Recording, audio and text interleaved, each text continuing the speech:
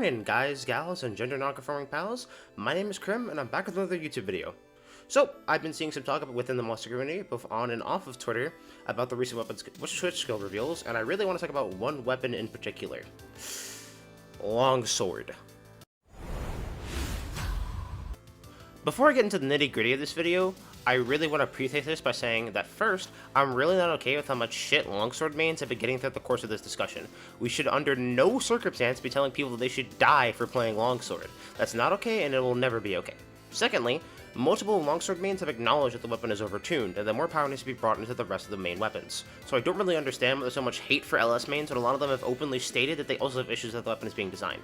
With that out of the way though, I'm gonna get into what I think about Longsword and how it can be fixed in the future. My main issue with Longsword going into Sunbreak is how overtuned it's looking.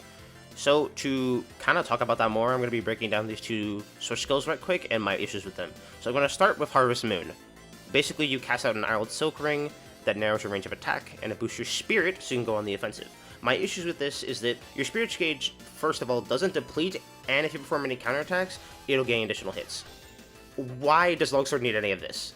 Like, I think Harvest Moon is a lot less defensive if your spirit gauge depletes during it, because that means you just can't put out your max damage output for as long as Harvest Moon is up. But now, because your spirit gauge doesn't deplete, you can now just simply have your max damage output, you don't lose your spirit gauge, and on top of that, your counterattacks, which already benefit from spirit gauge, now get additional hits, which will also do a lot of damage.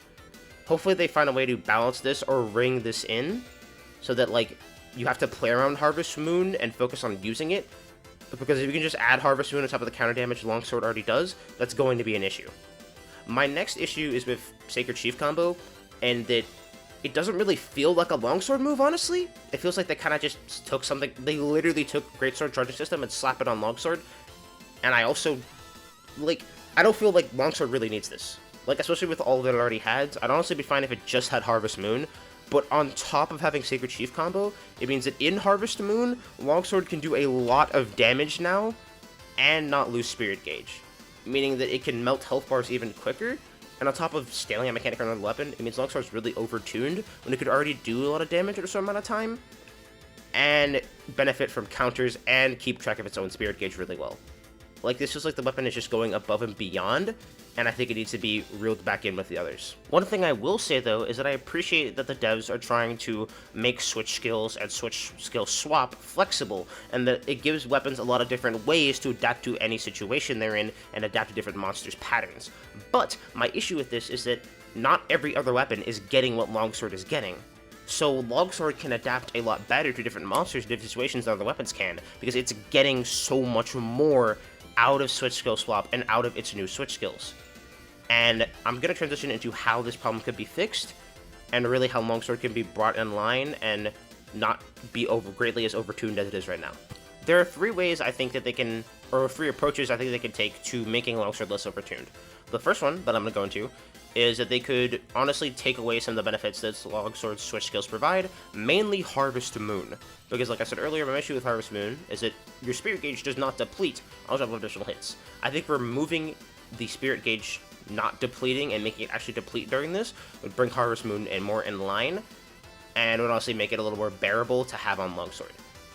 The second solution is that we can carry other weapons to Longsword weapons of power, as in give them switch skills that are just as flexible and just as good as Longswords, if not a little better, to make sure everyone gets a little bit of the brokenness and not just Longsword. I don't think this is actually a good approach, because I think that means instead of you have one weapon melting through health bars, you have every weapon in the game melting through health bars, and monsters really not getting to play the game and interact, which is already an issue that a lot of people feel Rise has been having, is that the hunters are too broken and the monsters really can't deal with them. The third option, and what I think is also going to be best, is that they make the monsters more powerful. They give the monsters more ways to deal with you popping switch skills and punishing you for doing that recklessly.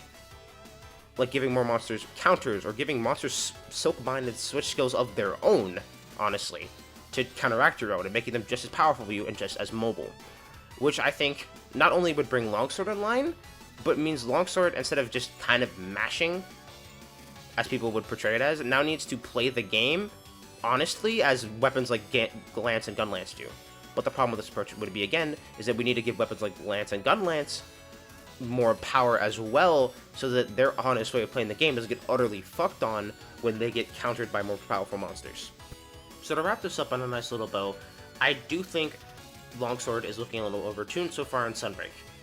But I do have hope, and I really hope, honestly, that the devs are able to bring it in line with the other weapons, but also bring it in line with the monsters, and hopefully buff other weapons and give them benefits, and make the monsters a little more mobile and give them a little more power, so they're able, with their new moves, so they're able to counter us using switch skills and being so mobile around them. I honestly think, so far, with how many good changes they've been making to Sunbreak, how much they've been listening, I think that is something that can happen. Regardless though, I just want to thank you all for watching this video, and if you like what you saw, consider leaving a comment, liking, and subscribing. And if you have any positive things you want to say about this video, or things you thought could be better, let me know in the comments respectfully. I'll talk to you all later. Have a nice day!